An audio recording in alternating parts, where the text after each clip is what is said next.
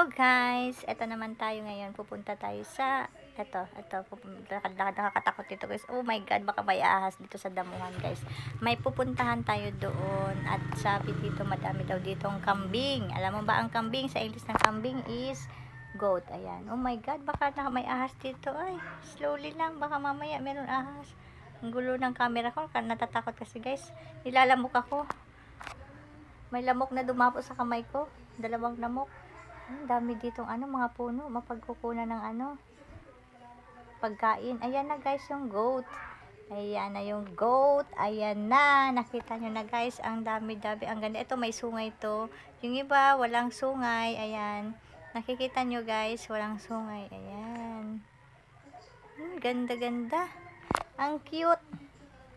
Ang cute ng kambing, mga kambing. Alam mo ba ang kambing guys, ito ay sa mga mahirap, ito ay baka ng mahirap.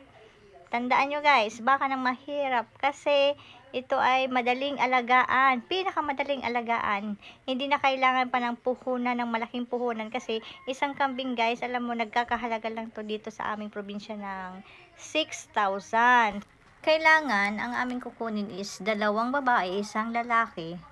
So, total niya is 6 times is 18,000. Ayan na, magpaparami na kayo. Mag-uumpisa na yung negosyo namin. Yun, pwede ka nang mag-propagate. Kumbaga, pwede mo na silang paramihin. Ang pagkain nila guys, ayan. Kaya sila dyan sa mga damuhan. Kasi, ang kinakain nila mga damo-damo lang. Kaya organic ito. Magandang kainin din ng mga tao kasi organic. Ito din ay pinakamainam na pagkukunan ng karne at gatas. Alam nyo guys, masarap ng pulutan ang kambing. Malasa siya. Yun, ayun, ang dami. Yun iba guys, ayun mo. Yung maliliit, 2 weeks pa lang yan. Kalabasat yan nila. Ayun yung nanay niya, 2 weeks lang yan. Pero ang laki-laki na, ang cute. Ayan Diyan sila umiihi kung saan-saan. Ang mga tain nila, mga bilog-bilog na maliliit. Pero nandito naman ako guys, namoy-amoy ko. Wala naman amoy ang tain nila. Ewan ko lang, sa ngayon, wala akong naamoy. Pero diyan sila tumatay, umiihi. Ang dami niyan guys. Kalat-kalat, malawak kasi ang kanilang lupain. Kasi kami, kukuha lang kami dyan, magpapaalaga lang muna kami, itatest namin yung capacity namin sa pag-aalaga. Alam nyo, sabi daw, ang gatas daw nito ay ginagawang keso. Tapos, candy, at mantikila. Ewan ko lang guys, comment nyo nga guys kung totoo nga ito. At kailangan daw guys, ayan ang cute diba, ayan ang cute ng dalawa. 2 weeks old lang yan, Ang laki-laki agad. Wala tong sungay. Dalawang klase pala yan. May sungay at yung iba, walang sungay. At kapag daw nag-aalaga kayo ng kambing na dapat 2 or more. Kasi pag isa lang daw, nalulungkot sila. Yan ang effect ng isang kambing lang na aalagaan. Ayan. Ang cute. Ayan. Ayan so cute naman. Ayun ang ganda may buhok sa ibabaw, color black. Yan, makikita nyo ang dami. Ayan. Wala pa yan yung iba, nasa dulo pa yan. Ayan Ayan. Tingnan mo guys. Ayan. Ang cute.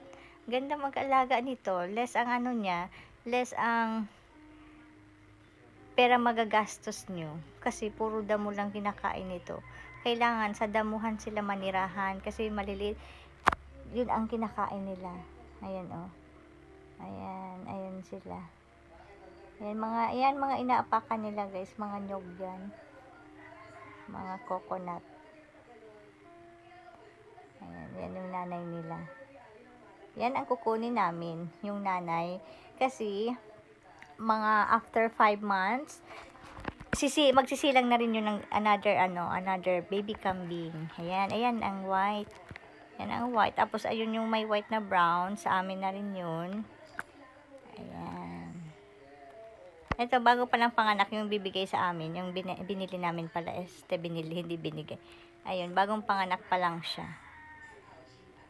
By January, manganak na din. So, means, pag inano namin ngayon, kinuha, manganganak sa January, sana guys, manganak at maging madami pa, para yung puhunan mo balik agad. Ang ganda. Ang gandang pagmasdan, ang gandang alagaan. Walang gastos dito. Ayan. Tapos, kaya sila nandito guys, kasi umulan kanina. Means, basa pa yung mga dahon. Pag basa pa daw ang mga dahon, dito sila nag-stay. Pag mga mamayang hapon, pag tuyo-tuyo na yung mga dahon-dahon dyan, kalat-kalat na daw yan guys dyan. Naghahanap na sila ng pagkain nila. Yan, mga damo-damo. Ayan, mga nyog yan guys. Yung mga nyog na mga dry nyog, na pwede nyong lagyan ng, sa gata. Ayan. Ang dami yan guys, almost 30 goat. 30 goat yan. Ang dami dyan, maganda dyan itira tong kambing, kasi maraming makakain sila, mapagkukunan ng pagkain nila. Ayan, tumatain na yan, mga bilog-bilog lang yan. Ayan, bilog-bilog ang tain yan. Bilog-bilog, ang cute, pero wala siyang amoy. Ewan ko lang, pero nung nag-stay ako dito mga ilang minutes, ayan, lapit-lapit ko nga sa kanila, wala naman amoy.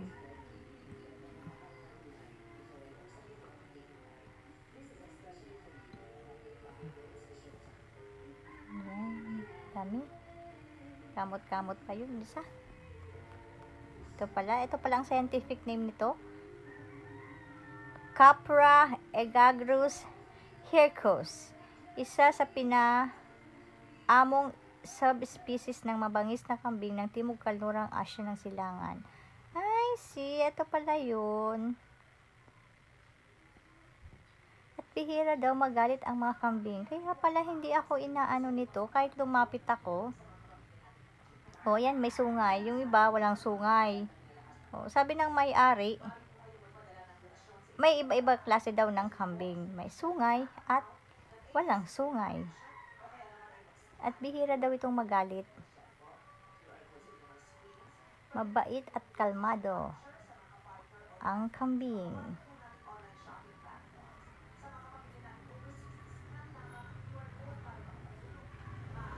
Ang ganda mag-alaga nito kasi ang baka, ang mahal ng baka, can't afford ng mga nasa middle class. Ang cute na dog.